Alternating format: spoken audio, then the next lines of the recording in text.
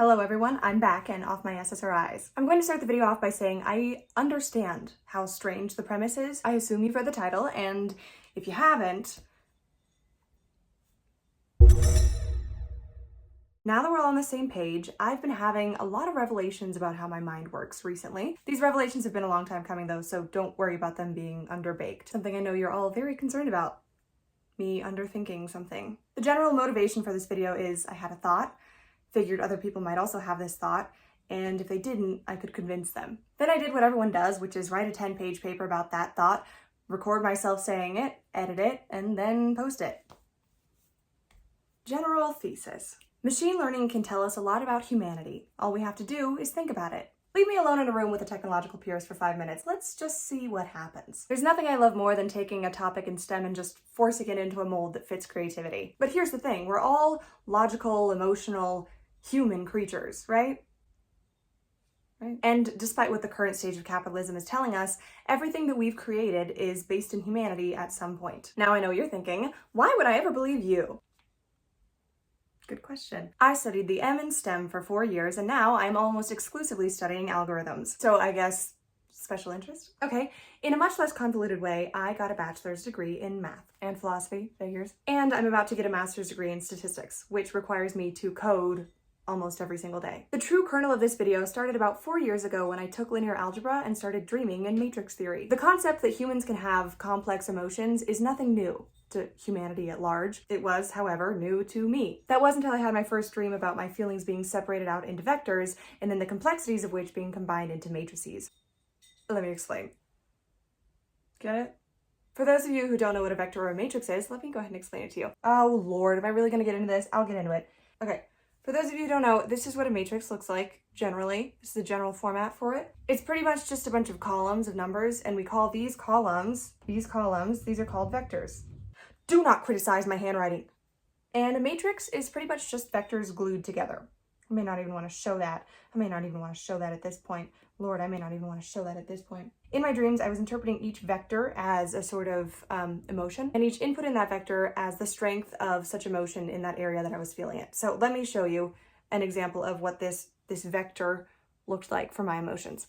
Let's say, for example, that my friend canceled on me last second. One of the vectors in my emotional matrix is going to be sadness. So there's an input for missing my friend, for feeling like they don't care about me, for being in my luteal phase, for maybe having a sad event happen in the last week, right? And there's so on and so forth. There's so many more things that could have happened to make me sad or that can contribute to my sad vector. So let's say that I really did miss my friend and we had been planning to meet for like a month. And maybe the missing my friend category has a size 10. But I'm not in my luteal phase, so that has a score of 2. Okay, and let's say nothing else sad happened last week, so let's go ahead and give this a score of 2. And let's say feeling like they don't care is a 5. That's just neutral. Maybe this is what the friend does all the time, right? So the values for my emotional matrices, I'm just gonna keep between 1 and 10 just to keep it simple, okay? So let's say that I'm as sad as possible. Then my sadness vector looks something like this. But guess what? I'm not as sad as possible. I have 2s in these 2 positions, right? Wow, that's really a heinous arrow. I've got 2s in these 2 positions, and I've also got a 5 right here. So I'm not as sad as possible. This sadness vector here that I've created is not going to have a huge pull over my emotion. However, my anger vector may have something a little different. Let's say, for example, in my anger vector, they cancel every time. So we're gonna have a value of 10 here. I've had a very frustrating day too, so we're gonna have a value of 10 in here.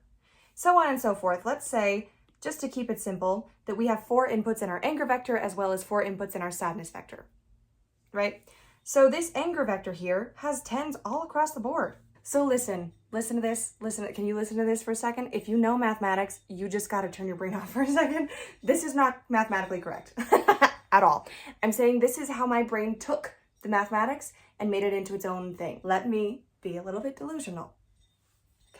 Okay, so if we take into account all of my different mood vectors like happiness, anger, sadness, etc., we get this overall mood matrix. And this mood matrix is going to be how I'm feeling in a present moment.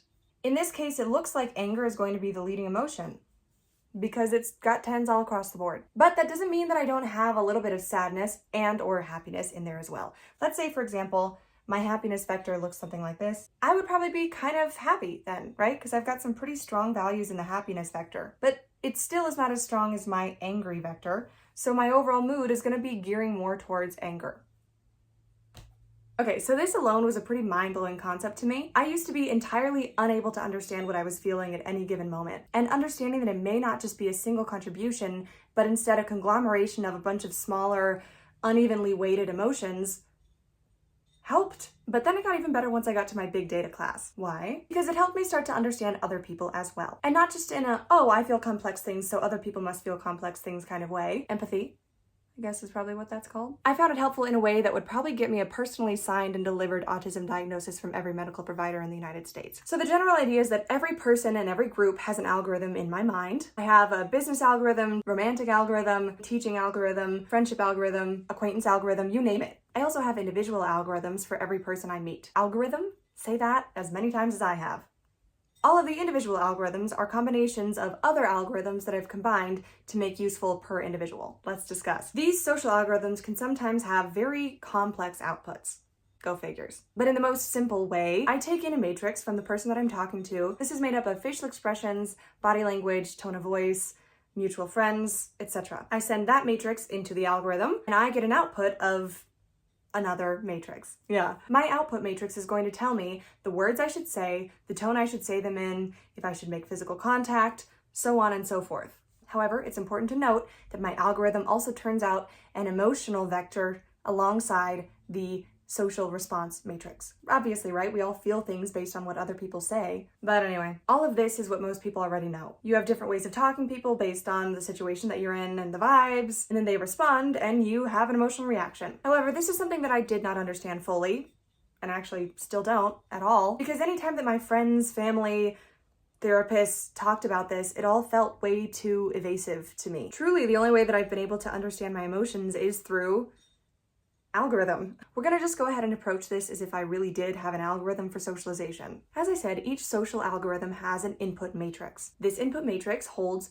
thoughts, feelings, actions, etc. And in every social situation, you either say something that you're feeling or you say something that you're not feeling. So let's assume that you feel like saying, I hate the sun, but you can tell that your coworker is really enjoying being outside. So instead of saying, I hate the sun, you may say, I love the sun, or hey, it's really nice out today. The level of honesty that you input is going to be based on the level of comfortability and the situation that you're in. For this example, the action vector will have me say, wow, it's really nice out today, while the thought vector is having me say, I hate the sun. And the feeling vector is having me feel mildly uncomfortable by the warmth of the sun. Keep in mind, this is an algorithm for a coworker. I don't know this person very well, and they don't need to know exactly what I'm thinking. As long as my feelings about the sun aren't making me super uncomfortable or putting me in any pain, I commit a small lie for the sake of this person's comfort. However, if I'm with a best friend, I already know that they're willing to move even if I'm just mildly uncomfortable by the sun. So I will say, I hate the sun, while I'm thinking, I hate the sun. In other words, I won't lie about my feelings about the sun because I know that my friend is going to have the reaction of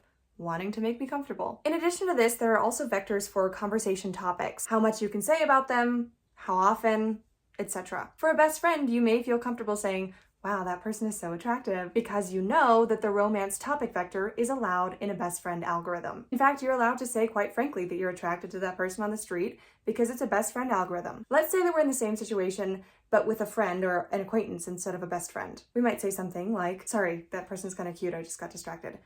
Adding in extra cushion to make that thought a little less blunt. But since they're a friend and not a coworker, the topic of romance is open. You just don't want to say it so bluntly. If we're trying to see if this person can be more than a friend, if they could be a best friend, then we may kind of test the waters. Now, if this friend said something back like, oh, I was thinking the same thing, they're so attractive, now you're allowed to have a stronger degree of romantic topic interaction with this friend. Now, let's talk about why these algorithms work this way. A basic concept in machine learning is that predictive algorithms get more accurate with more data. If you have an unpredictable phenomenon, but only 4 instances of that unpredictable phenomenon, your understanding of its behavior is probably going to be pretty rudimentary and not extremely accurate. You're not likely to grasp its behavior very well. However, if you can find 10,000 instances of this unpredictable phenomenon, your understanding is going to be much more accurate than the 4 instance case. And you'll likely even be able to find something predictable in that previously unpredictable phenomenon. All you need is more data. I think you may be able to see where I'm going here. Let's apply this to real life. Example, I've got a best friend algorithm that allows me to, say, text them 20 messages in a row, not hear back for 4 days, and then not get stressed out by the lack of response, not worry whether or not they like me. Perhaps this response that lacks anxiety comes from an algorithm that has a strong value of they tell me that they appreciate me frequently. And that's why I'm able to not be stressed out by their lack of response. Or maybe it's because I know what they're thinking. This best friend algorithm is probably pretty accurate, right? After all, I've got a lot of data on them. They're my best friend. That keeps their algorithm pretty accurate. But most people don't tell you outright that they enjoy being around you. And they definitely don't outright say, sure, you can text me 20 times in a row, and if I don't respond for 4 days, that does not mean that I don't like you. Most people don't say what they think very often. Come on, people. Keep up. I just gave an example of that. We lied to the coworker. Let's say, though, that I meet someone that I think I can be very close friends with. I don't have enough data on them. I don't know if the 20 text 4-day wait input is going to have a good response in myself or in them. So I'm going to use the potential best friend acquaintance algorithm on them. These acquaintance algorithms only allow for certain inputs, of course. We're not allowed to have a 20 text input for an acquaintance. So we won't send them 20 texts until we get the data that suggests that we can. As noted, this is a potential best friend acquaintance algorithm. So there's an added vector that kind of tracks their behavior to see if they can move up to a friend or even a close friend algorithm. Sometimes we can get a lot of data on someone and they'll never move up to a friend or best friend algorithm. And that's okay. They just get a more refined acquaintance algorithm where I know exactly what they're going to say, they know exactly what I'm going to say.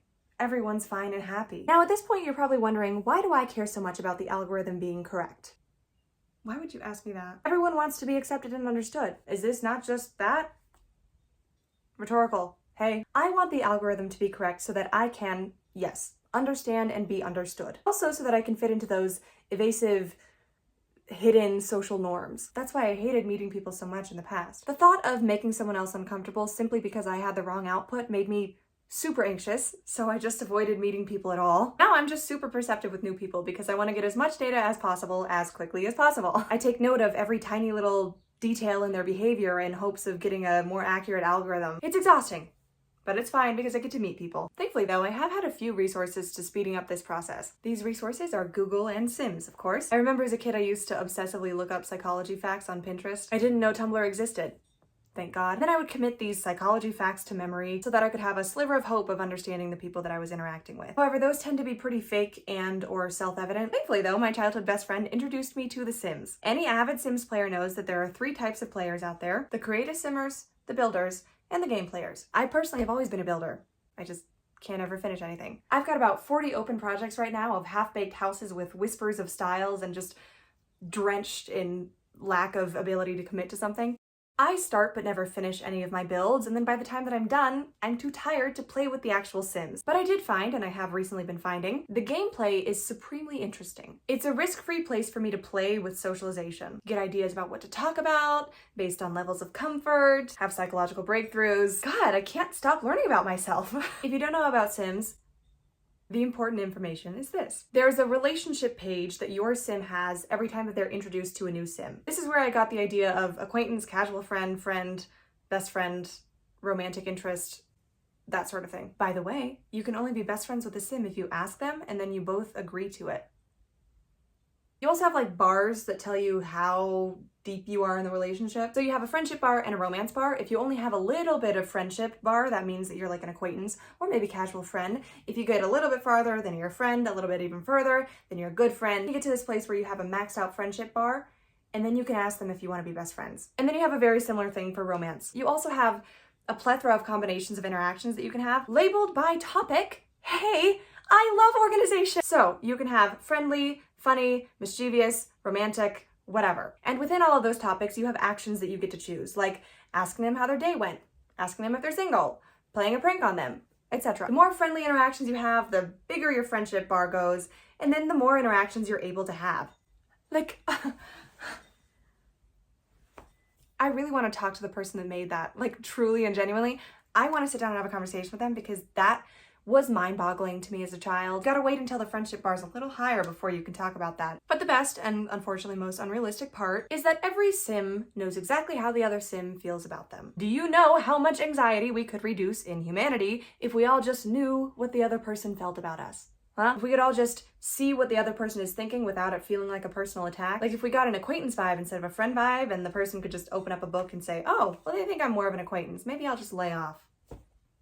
Okay, upon further reflection, it does seem as if I have created my algorithms based on The Sims. But here's the thing. Sims are just algorithms. All games are just algorithms. So I think it just goes to show that I've had an affinity for machine learning as an emotional language forever. By the way, if there's enough material, I feel like maybe I could do a video about the philosophy of Sims.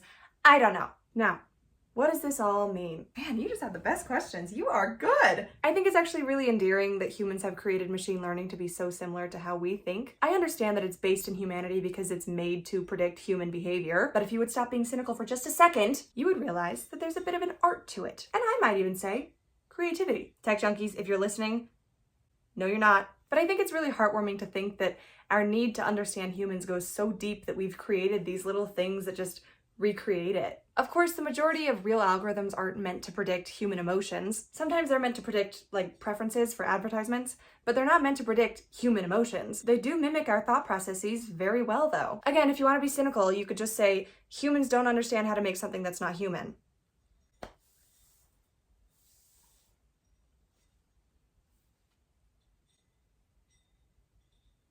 Good point. I've talked about this before, but we're all pretty limited to our perception, right? If you live in a 2D world and you see a sphere pass through your world, all you're gonna see is a bunch of different sizes of circles. We are human, and we can't really understand what it's like to not be human. We do try, but everything is filtered through being a human because that's what we are. But even though we don't really have any other option, I still think it's sweet that we assign human behaviors to so many different things. Our pets have personalities. Colors are passionate and happy. Voices have life. And algorithms recreate the human mind. There's also this weird contention between tech people and creatives. I get it. Creatives think that tech people are too involved in something that's too detached from humanity, and tech people think that creatives are too involved in something that's too detached from, I don't know, economy. There's been this weird uproar against the change from STEM to STEAM in schools, but STEM and art are extremely similar, much more similar than most people admit. Women in STEAM. They all come from a place of wanting to understand the world and humanity's place in it. I personally find math and art to be the exact same thing. When I'm creating a painting, my mind feels the exact same way as it does when it's solving a problem. They both require understanding and creativity within the confines of said medium. I also clearly think that machine learning and philosophy are super similar. I think a nice, well-rounded, curious mind is just, well, perfect.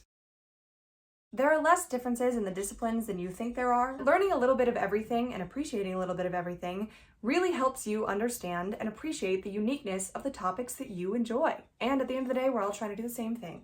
Nothing is as complicated as it seems, but it's also way more complicated than it seems. On that note, thank you. Thank you. You don't need the nail, bud. It's gonna hurt your teeth. Maybe I just let it happen. And then he'll stop trying to, because he'll hurt himself. I don't know. I'm a great mother.